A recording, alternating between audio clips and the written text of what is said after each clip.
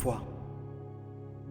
Parmi toutes les armes de l'esprit, selon Éphésiens chapitre 6, il nous parle de la ceinture de vérité, il nous parle de la cuirasse, de la justice, les chaussures de l'évangile de paix, l'épée du Saint-Esprit, le casque du salut.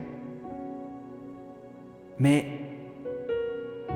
par-dessus tout, le Seigneur déclare au travers des écrits de notre frère Paul, par-dessus tout,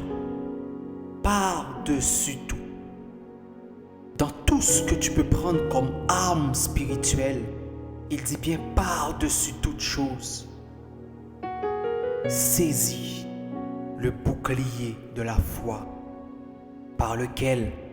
avec lequel nous pourrons éteindre tous les traits enflammés du malin.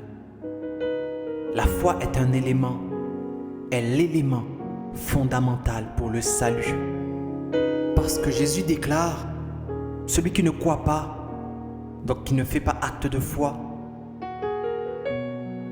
et qui ne sera pas baptisé, ne sera pas sauvé.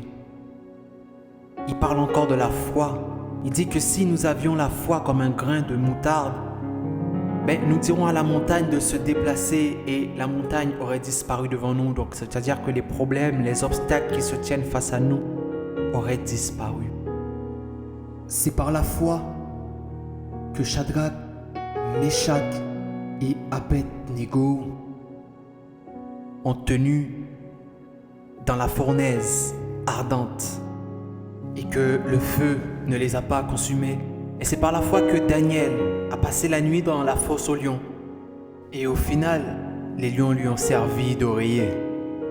C'est par la foi que Abraham allait offrir son fils Isaac sur l'autel.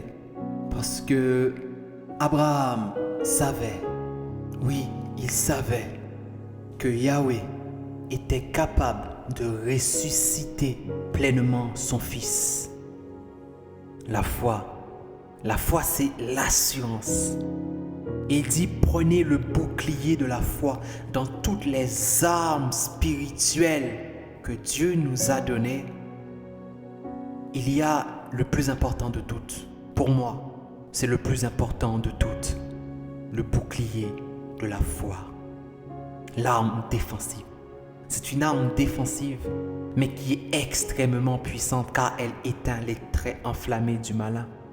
C'est-à-dire que lorsque le malin jette toutes les flèches dans ta vie, par la maladie, par la peine, par la brèche qui met dans ta vie, toute forme de souffrance, de peine que l'ennemi peut déposer. De toute façon, on ne va pas non plus s'attarder à recenser les œuvres du malin, mais plutôt élever la gloire de notre Dieu. Et toutes ces œuvres des ténèbres, alors, se dissipent. Avec quoi? Avec le bouclier de la foi que Adonai nous dit par lequel vous pourrez éteindre les traits enflammés du malin, les flèches enflammées du malin. Vous voyez, comme un soldat qui se retrouve à la guerre et qu'on lui lance des flèches, il sort le bouclier de la foi et les flèches vont se déposer sur le bouclier et s'éteindre. Et voilà la puissance de la foi. Et malheureusement, ce qui manque dans nos églises locaux, c'est la foi.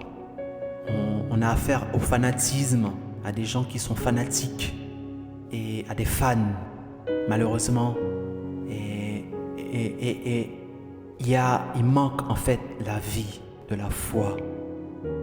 Et j'appuie mes propos au travers des écrits de Luc 18, verset 8, où Yahushua dit « Quand le Fils de l'homme viendra, le retour de Yahushua, trouvera-t-il la foi sur la terre ?»